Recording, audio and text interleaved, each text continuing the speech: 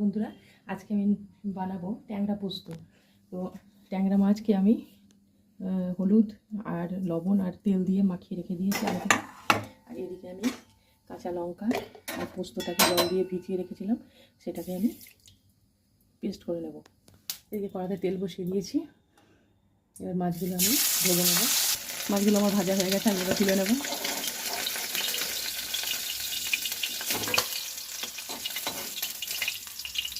ফোড়নে আমি 5 ফোড়ন দিয়ে দিলাম। এবার আমি দিয়ে দেবো পেঁয়াজ বাটাটা।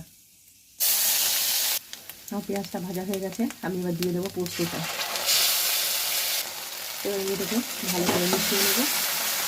সামান্য একটু হলুদ দিয়ে দিলাম। এবার ভালো করে এটাকে মিশিয়ে নেব। পোস্তটা আমার ভাজা ভাজা হয়ে গেছে, আমি এবার এর মধ্যে জল দিয়ে দেবো। এবার লবণ দিয়ে দিলাম, 4টে চেরা কাঁচা লঙ্কা দিয়ে এবার মাছগুলো আমি দিয়ে দেবো। এবার আমি একটু সরষের তেল দিয়ে দেবো উপর থেকে, ভালো করে মিশিয়ে নেবো। হয়ে গেল আমার ট্যাংরা পোস্ত।